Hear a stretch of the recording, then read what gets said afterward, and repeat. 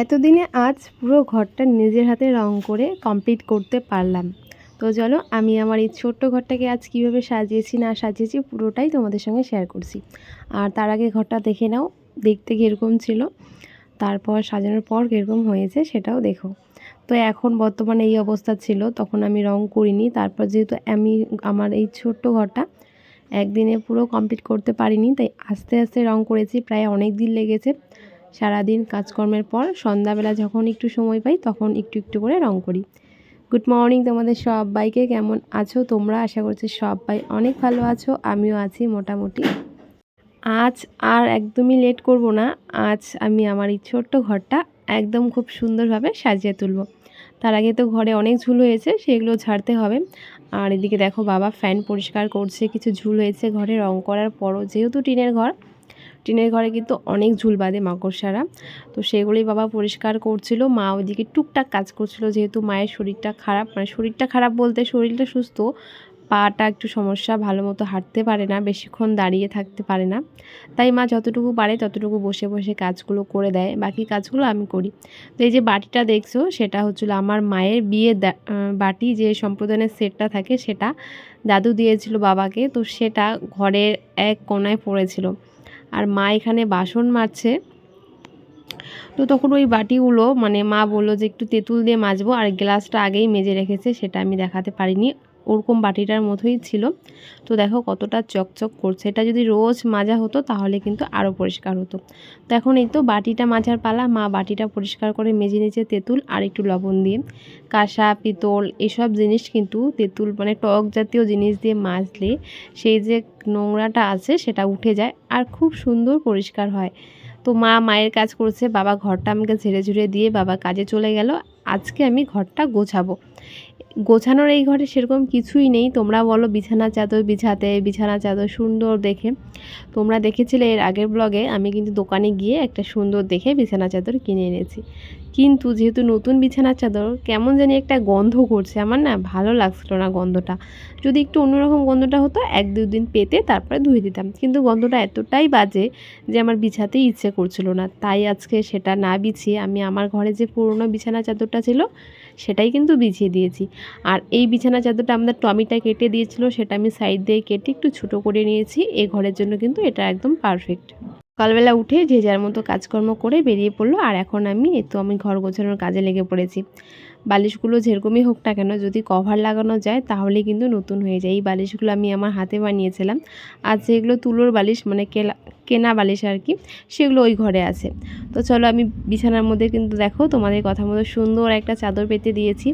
আর বলেছিলে এই ছোট শোকেসটা এখানে আনতে, কিন্তু আমি মাপ নিয়ে দেখলাম ছোট শোকেসটা এখানে আটবে না। হ্যাঁ, ওয়ার্ড্রপটা আটলেই আটতে পারে, কিন্তু ওয়ার্ড্রপটা যদি আমি এখানে রাখি তাহলে ওই জায়গাটা ফাঁকা হয়ে থাকবে। আর ওই ঘরের সামনেই যদি ফাঁকা হয়ে থাকে ভালো লাগবে না, যেহেতু ওটা কাঁচা ঘর।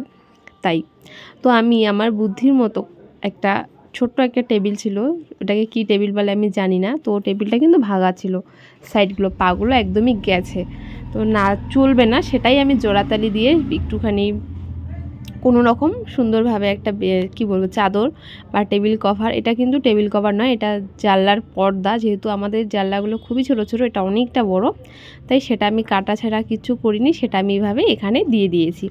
আর একটা জানলার পর্দা ওটা ওই ঘরে ওয়ার্ড্রপের উপরে ছোট শোকেসটার উপরে দিয়েছিলাম। তো দেখো টেবিলটা এখানে দিয়ে কিন্তু সত্যি বলতে ঘরের লুকটা পুরো পাল্টে গেল। আর এখনও যেহেতু সাজানো হয়নি, আমি সেরকম কি করে এখানে সাজাবো কিছুই বুঝতে পারছি না। তাই দুটো ফুলের দানি এনে রেখেছি, মানে ফুলের টব, মাঝখানে একটা বড় রেখেছি, দু সাইডে দুটো ছোট ছোট দিয়েছি। আর ও ঘরে আমার প্রচুর ফুলের টব আছে, যেগুলো আমি রেখে দিয়েছিলাম আলাদা করে, তো সেগুলো এনে দিয়েছি। তো মোটামুটি ঘরের কাজ গোছানো কমপ্লিট, শুধু কিছু কাপড় বেরিয়েছে সেটাই ভাঁজ করব। আর এ পাশটা রং করা এখনও বাকি আছে, আজ এ পাশটাও রং করব। মানে আমি এতটাই আলসেমি, একটা করে রং করছি, আর রোজ করছি না, 2 দিন পর পর করছি, 1-5টা করে করছি, আবার হাঁপিয়ে যাচ্ছি। রং করতে সত্যি অনেক কষ্ট লাগে, মানে কষ্ট লাগে বলতে কি, এই কৌটোটা যেহেতু অনেকটা ভারী, তো হাতে তালুর মধ্যে ধরে রংটা করতে হচ্ছে, আমি কোনো রকম কোনো উপায় পাচ্ছি না। আর এতটাই ভারী এটা, আর হাতটা পুরো লেগে যায়, বেশিক্ষণ থাকা যায় না, বিরক্ত লাগে। বসে বসে করাটা ঠিক আছে, দাঁড়িয়ে দাঁড়িয়ে আমার জানি না কেন বিরক্ত লাগে রং করতে। তো চলো এখন আমি কালারগুলো মানে রঙগুলো ভালো মতো মিক্স করে নেব। আমি গোলাপি কালার খুঁজেছি, গোলাপি কালার পাইনি। তো ওখান থেকে আমাকে বলা হয়েছে যে সাদা কালার আর লাল কালার একসঙ্গে মিক্স করে করলে যে কালারটা আসবে সেটাই নাকি গোলাপি কালার হবে। তো আমি মিক্স করেছি, তবে গোলাপি কালার হয়নি, কিন্তু কালারটা আমার মনে হয়েছে গোলাপি কালারের থেকেও সুন্দর এসছে যেই কালারটা আমি করছি, যে এখন বর্তমানে মিশাচ্ছি। তোমরা এটার দাম জানতে চেয়েছিলে, এটার দাম 450 টাকা থাকে, এক এক জায়গায় এক এক রকমভাবে দামটা নেয়, কিন্তু এখানে যেটা মানে এমআরপি থাকে সেটা হচ্ছিলো 450 টাকা। এবার এক একটা দোকানের দাম এক এক রকম, এক এক জায়গায় দামটা এক এক রকম হবে। তো আমি দেখো ভালো করে সাদা কালার আর গোলাপি কালার কিন্তু মিক্স করছি। তো ভালো মতো মিক্স করতে হবে, এখনও কিন্তু মিক্স করা হয়নি। প্রায় 10 থেকে 15 মিনিট মিক্স করার পর গোলাপি কালারটা আসেনি, তবে আমি এখন যে কালারটা করছি সেই কালারটা এসেছে। আর গোলাপি কালার যেটা নিয়েছি হাফ লিটারে, সেটা অল্প একটু টিনে করেই কিন্তু শেষ হয়েছে। আর আমি যে ছোট্ট ঘরটার মধ্যে রং করেছি, এখানে আমার 1 লিটার আর হাফ লিটার রং লেগেছে। মানে ওই ধরো 1 লিটারের একটু বেশি, আবার 1.5 লিটারের একটু কম। মানে গোটা ঘরটা কিন্তু হাফ লিটারে বা 1 লিটারে হবে না। আর সাদা কালার যেহেতু করা হয়েছে, সাদা কালারও কিন্তু অনেকটার মতোই লেগেছে। যেহেতু আমি ডবল কোট করে দিয়েছি, আর কোনো রকম কাঠগুলো বা আমাদের যে ঘরের খুঁটিগুলো আছে সেগুলো আমি ঘষিনি, যেরকম ছিল ধুলোবালি সেই উপর দিয়েই আমি রং মেরে দিয়েছি। মানে এতটাও ঝামেলা করিনি, একটু ডবল কোট করে দিয়েছি, ব্যাস তাতেই হয়েছে। তো এখন আমি যে এই পাশটা রং করছি, এই পাশে অনেক কাঠকুট, আর এই পাশটা একটু এবড়ো খেবড়ো ছিল, প্রচণ্ড নোংরা ছিল। তো সেটা কোনো রকম ঝেড়েছি, মানে মাকড়সার জালগুলো আর ধুলোগুলো যে একদম ধুলিকণা ছিল সেগুলো আমি ঝাড়িনি, তার উপর দিয়ে রং মেরে দিয়েছি। যা হবে হবে, আমার খুব বিরক্ত লাগছিল কেন জানি না। আর যার জন্য নতুন যে টিনগুলো হয় সেগুলোর মধ্যে রং করলে খুব সুন্দর রঙের ফিনিশিংটা আসে। আর এই পুরনো টিনগুলোর মধ্যেও ফিনিশিংটা খুব সুন্দর এসেছে, কিন্তু যেই টিনগুলো একটু মরচে পড়েছে, মরচে পড়া টিনগুলোর মধ্যে না ডাইরেক্টলি রং করলে রংটা ভালো দেখায় না। তার মধ্যে যদি আগে প্রাইমার করে রং করা যায় তাহলে কিন্তু ভালো লাগে। আর আমি যেহেতু বেশিরভাগ টিনগুলো আমাদের মরচে পড়া ছিল না, পুরানা ছিল তবে মরচে ছিল না, তাই আমি ডাইরেক্ট রং করেছি। আর একটা টিনের নতুন টিনের মধ্যে প্রাইমার করেছি, ভাবছি এখন প্রাইমারের উপরে রং করব কি না। আর প্রাইমার করে রং করলে রংটা অনেক লাস্টিং দেয়, কিন্তু আমার ভালো লাগছে না, খুব খাটনি মনে হচ্ছে, দামটাও অনেক বেশি পড়ে যাচ্ছে। প্রাইমারের দামটা অনেকটা বেশি, 550 কি 500 টাকার মতো, তাই আমি ডাইরেক্টলি রং করছি আর প্রাইমার করছি না। আর প্রাইমারের উপর দিয়ে রং করলে একটু ঝামেলাটাও বেশি হবে, টাকাটাও বেশি পড়বে, এটাই। তো চলো আমি ভালো মতো রং করে নেই, আর রঙের দামটাও কিন্তু বলে দিলাম।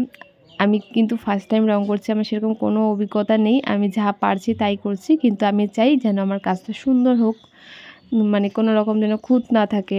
তো যতটা পারবো ততটাই করব। আর এখানে কিন্তু কাঠগুলো অনেকটা ঘন করে লাগানো হয়েছে বলে আমার এই জায়গাটা রং করতে অনেক অসুবিধা হচ্ছিলো, অনেকটাই সময়ও লেগে যায়। আর কাঠগুলোর মধ্যে ভাবছি সাদা কালার করব না, কারণ সাদা কালারটা অনেকটা কম আছে, এটা যেহেতু পিছন সাইডটা পড়ে। তো আমি এখানে যে প্রাইমারটা ছিল সেই কালারটা কিন্তু এখানে করে দিয়েছি, মানে প্রাইমার যেটা টিনের মধ্যে করে, টিনের প্রাইমার, সেটা আমি কাঠে করেছি। দেখো আমি রংটা করছি, আর এটা ওই সাদা কালার আর লাল কালার মিক্স করে এই কালারটা এসেছে। এই কালারটা কিন্তু গোলাপি কালারের থেকেও বেশি সুন্দর। আমার ঘরে কেন জানি না টকটকে কালার একদম পছন্দ না। কালার কমপ্লিট করে হাত মুখ ধুয়ে খেতে বসেছি, মানে বসবো এখন। এখানে মা রান্না করেছে আলু ভাজা, ডিমের কারি, কোয়াশ ভাজা, পটল ভাজা, কাঁকরোল ভাজা, ডাল। তো এতটুকু রান্না হয়েছে আজকে। তো এখন এই তো এখানে ভাত নিয়ে নেবো। আর এখানে রয়েছে আমাদের বেড়াল আর কুকুরের মাংস। তো আমরা খাওয়া দাওয়া করার পর তাদেরকেও কিন্তু আমরা খেতে দিয়ে দেবো। তো চলো আমি কিন্তু ভাত সুন্দরভাবে বেড়ে নিয়েছি, আর মা এখানে দিয়ে দিচ্ছে আমাকে। আমার কিন্তু ভাজা দিয়ে ভাত খেতে বেশি ভালো লাগে, তাই আমি সবসময় ভাজা দিয়েই ভাত খাই, ঝোল খুব একটা পছন্দ না।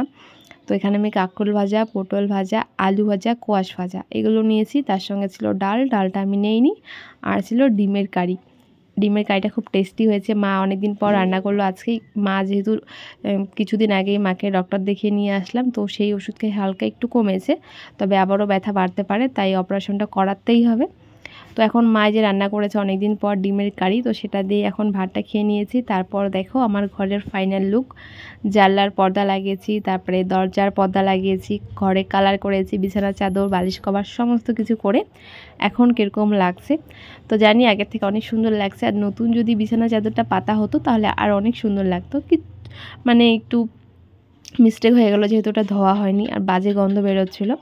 তো দেখো, আর কিন্তু এই যে ফুলের টবটা দেখছো এটা ডাইনিং টেবিলেই ঠিক ছিল, ওখানেই রাখবো ভাবছি। তো এটা আপাতত এই ঘরে রাখছি, কেমন লাগছে আমি জানি না। আর এখনও যেহেতু ওয়ালগুলো কালার করা হয়নি, তো ওটা আমি করতে পারবো না, ওটা আমার কাজ নয়। তবে চেষ্টা করে দেখতে পারবো কীরকম হয়েছে। তো এই ছিল আমার ছোট্ট ঘরে একটা লুক। পুরো লুকটা কিন্তু একদম পাল্টে গেল। আগে অন্যরকম ছিল, এখন অন্যরকম হয়ে গেল। আর সত্যি ঘরটা যেরকমই হোক না কেন, বিছানা যদি সুন্দরভাবে না গুছানো হয় তা কিন্তু ঘরটা একদম ভালো দেখায় না। তো আগে দেখো ঘরটা আমার কিন্তু আগের তুলনায় ঘরটা পাকা করা হয়েছে, টিনগুলো কালার করা হয়েছে, তবু কিন্তু ঘরটা ভালো দেখাচ্ছিল না যতক্ষণ না বিছানার চাদরটা বিছিয়েছি। এখন কিন্তু আগের থেকে অনেক সুন্দর লাগছে। এখানে দেখো মা একটা কী কুকাম করেছে। মা এখানে ডাল বসিয়েছিল, তোমাদের দেখিয়েছিলাম দুপুরে ডাল হয়েছে, তো সেই ডালটা মা গরম করতে বসিয়ে মা এখানে ভুট্টা চাবাচ্ছিল। আর ভুট্টা চাবাতে চাবাতে ভুলেই গেছে যে ওখানে ডাল বসিয়ে দিয়েছে। আর গ্যাসটা কমানো ছিল না, সেটা পুড়ে একদম গন্ধ বেরিয়েছে। আর একটু যদি সময় হতো না তাহলে আগুন লেগে যেত, মানে এতটাই গরম হয়েছে। আর পুরো ঘর গন্ধ একদম শেষ। আমি তাড়াহুড়ো করে গিয়ে আগে গ্যাস অফ করে, সিলিন্ডার অফ করে তারপরে মাকে দেখালাম। মা তো পুরো হাসছে, বলছে যা হওয়ার হয়ে যাক, আগে আমি ভুট্টা খাবো, তারপরে মানে ভুট্টা যে ছিল সেটা খাবো, তারপরেই পরিষ্কার করব। আর রাত্রে চিকেন পকোড়া এনেছে, সেটা দিয়ে ভাত খেয়ে নিয়েছি। মায়ের শরীরটা ভালো নেই, আর তার সঙ্গে সঙ্গে মায়ের ফোনটাও কিন্তু গেছে, মানে দুজনের ওটি একসঙ্গেই করাতে হবে। তো দেখো মায়ের ফোনের কি বেহাল অবস্থা। তো আজকের ভিডিওটা এখানে শেষ করছি। তোমাদের সবাইকে গুড নাইট।